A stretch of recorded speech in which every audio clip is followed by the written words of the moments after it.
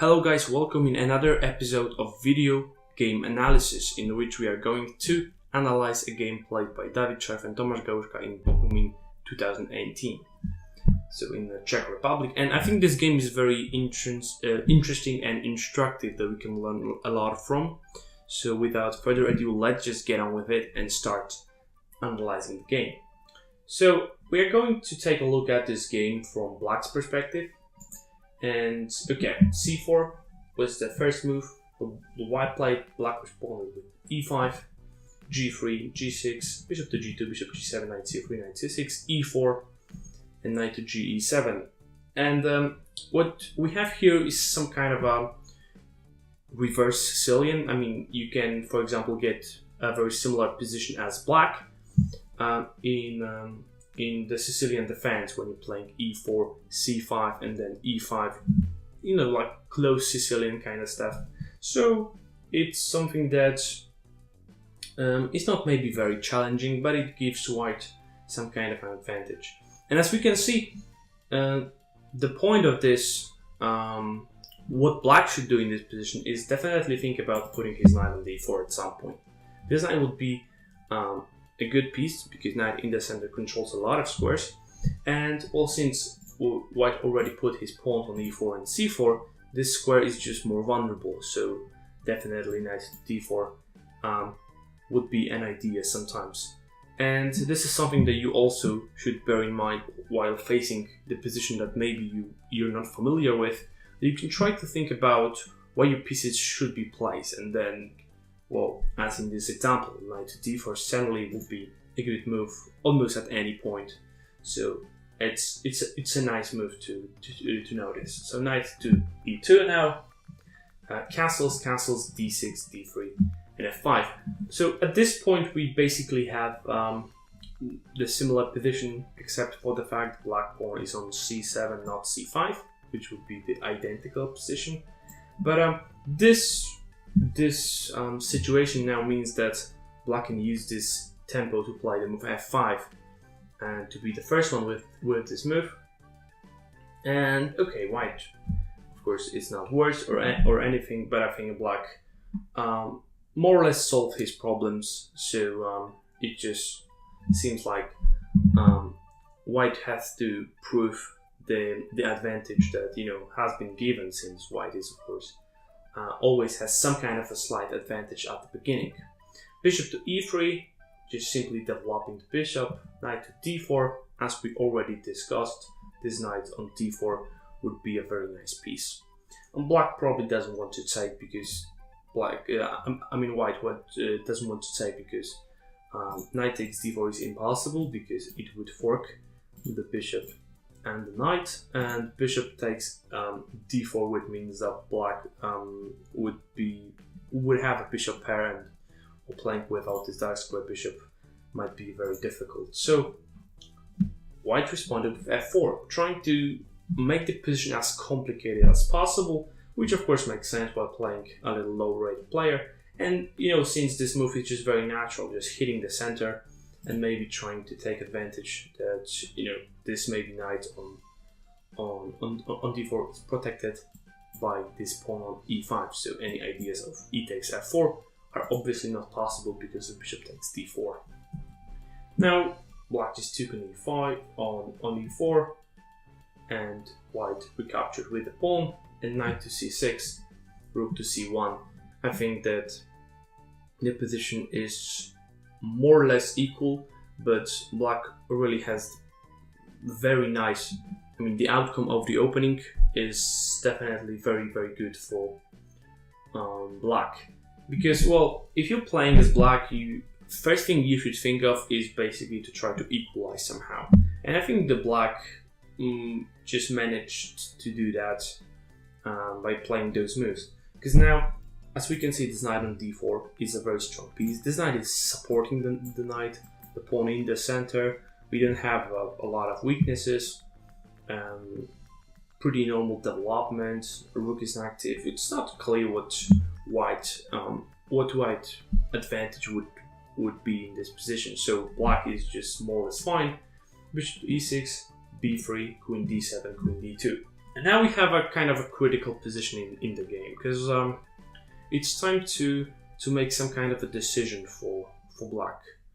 Because while playing the move like, for example, just to wait for a second play with d8, would already probably be met with something like this. And the problem is that it might actually be a little uncomfortable. So, of course, taking with the knight would probably run to the same trick. And I mean, we have to play this move, and white can even considering taking on a7. So that's something that definitely should be considered. So if we cannot very naturally bring this rook into the game, that means we should make a decision what to do next. And in the game, black decided to take, which makes sense to simplify the position somehow, trying to exchange some pieces. But I think what's a little better in this position is, since of course black is not threatening much at this point, we can play rook f7. This is the move that I like very much, since it's not clear how black, how white would want to do something with this position. And what I was thinking was maybe knight d5, right? Just put the knight on d5, makes sense. Now I think now you can take on e2, queen takes e2, and put the knight on d4. Black probably doesn't want to give up the bishop again, so I would expect queen to d2, c6, we want to keep this knight away, knight goes to c3, rook goes to f8. As we can see, white cannot put his knight back on d5 because we have a pawn protecting this square. We are already thinking maybe sometimes we can play c5 and then open up the position. Our pieces are prepared to meet any exchange in the center. We are just fine. And for example, the game might continue knight e2, c5, knight c3, and after a couple moves, a6 to stop any knight b5 businesses in the future, knight d5, pawn takes e5, just to show you what can happen if black is careless. If white is careless, here bishop h6, black is suddenly taking an initiative, and I think the black would be better at this point. So this is something that black could, in my opinion, play and try, and it would be a very decent choice. I'm not saying that what happened in the game was any worse, but this is something that looks very natural and just makes a lot of sense. But okay, knight here, bishop h3. The little problem with this move is that now c5 is a bit of a problem. Maybe not like a big one, but it is slightly unpleasant to face, because now after exchanging the bishops and playing rook d8, we have a little the position is just a little unpleasant, because now we obviously don't want any problems with the backward d pawn after taking. That's certainly not something that we want, because black would just suffer for the rest of the game. And also there is another move that is very problematic, which didn't happen in the game, but queen to d5. And the point is, king h8, now take on d5, now take on d6, and we're gonna compare this into what happened in the game a little before. Now here, rook e6, rook f8, pawn takes, knight d4, knight here. I'm gonna just quickly go through the moves just to show you the reason. Here we cannot take an e5 because of bishop to d4. That's a very important resource for black can have. The king is just cut more far away. So, for example, this one line is not possible, and because of this, I think queen d5 was just a better move, because it kind of forces black to go for this setup, which is not something that black probably is happy about. So queen d5 may be a little better, but in the game, just to show you how the game continued, black took with the queen, and now after these moves, of course taking with the pawn again would not be very pleasant because of this weakness. This backward pawn d6, d5 square is vulnerable. This dark square bishop is kind of restricted, not something that black is happy about. So rook takes d6 and pawn takes e5. And in the game, black played rook to e6 now, because it was not possible to take an e5 because for example knight e5, then rook to f8. We cannot take with the king, obviously, because of bishop to c5, so bishop takes. And now we just lose the c7 pawn. If we would take with the bishop on e5, then rook takes f8, obviously, and after king f8, bishop c5, simply. But what was better than bishop e6, and it was a very interesting resource that black unfortunately didn't play, was rook d3, going for activity, not for this pawn on e5. And now, if bishop to f4, not exchanging, then after rook e8, black is very comfortable with getting this pawn back by going bishop to e5. So not possible. Maybe even knight e5 at some point. Just not care about this pawn on c7. Not possible. And if black would throw this check in, then we actually can bring our king into e6, and which is gonna take this pawn. And just to show you that if white goes for this pawn, it can really backfire very quickly. Now knight d3, suddenly black is winning because of this threat of checkmate. And knight here, of course, doesn't really help a lot. So this is something that could probably equalize the game, the move rook to d3, just a bit of a better move. And again, the same position with the king on h8 would not be as promising for black as it is now. So okay, but you know, in the game, rook to e6. Now after exchanging knight d4, pawn takes c6. Now we of course now in this position cannot really take on a7, because the point is, if we now take on a7, then black is really not having a lot of problems by playing this move here, and king f3, which looks very natural. Then we can play this move, and this a2 pawn would drop, and that's why actually black took with the king, with the bishop, because if black would actually take with the king, then the same variation works for white, because white has this in-between move, bishop to c5 check. Now, as we can see, we cannot win our pawn back, and black has a very heavy pawn structure and just a simple pawn up. So yes, in this position, of course, we do have a position that white is obviously better, but you know, these pawns here are kind of weak.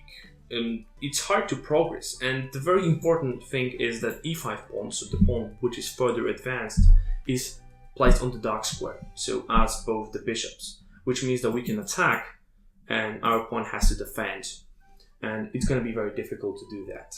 So just to show you how the game continued for now, rook here, some kind of waiting, and now bishop to d2. So white is trying to maybe regroup this bishop, maybe put the king closer, trying to do something. However, it's not possible to really make progress with these pawns. So white has to find a way to sacrifice somehow something, in order to get some activity. But it's not clear. I think black is just very black is doing very well in this position. Even though white still can push the game for the win, it's very difficult to do that. And now after exchanging, which maybe was not necessary, but it kind of now put white in the situation where it's a rook end game, and it's probably not losing for. I mean, it can be losing for black, since these pawns are very weak, and it's difficult to do something with the rook, because the idea of king e6 and then take on e5 is serious. Now, just to show you a couple of moves, black is trying to create some kind of a pawn, using this pawn majority on the queen side and exchanging some pawns. Makes sense. And now, after a couple of moves here, we have this position. And h6 now actually was not necessary, because king g5 was not afraid anyway. But h6 actually gave some options for white. The position probably is about equal and probably draw, but it gave some options. And I think that one of them is, for example, h4. One of them is something that white played in the game, but h4 was a very interesting move. And it basically, white wants to play rook d6 and h5, and then with his king on f5, try to advance this e pawn, try to do something in this position basically. And I'm not sure if this is great, but you know, after something like this, black is probably doing all right, but you know, maybe not h3 but g4 and then play h5. It might be a little difficult, maybe even not rook to d6 but first g4. It would create some kind of problems, maybe. I mean, not for sure, but you know, white has some options, right? He can play rook f6 now, and if king to g7, which looks natural, then g5, and it kind of, you know, it's very hard to stop this pawn, so this position actually is winning for white now. And I think that's something that maybe white could try. In the game, rook to d6 has been tried, which is also very interesting, and the idea is that now this king is cut away and e6 can be played. But it's just actually, unfortunately for white, it's not enough. And after these simple moves, black just pushes the pawn, and white just cannot do anything. And after now very precise rook f4, black just took these pawns, and after this position, very simply the position ended in the draw, because there's nothing that both sides can do to push somehow for the win. So it was a very interesting game, very instructive one, in which we had a very complicated middle game for just a very short period of time, but we had a very interesting middle game and then end game, in which black was managed to hold a draw against higher rate opponents, and well, as a result the game ended with a draw. So if you like this video, if you want your game to be analyzed, then let me know in the comments, and basically any topic that you're interested in, just let me know in the comments, give a thumbs up, and of course subscribe to my channel. Thank you guys for watching, and see you in the next video.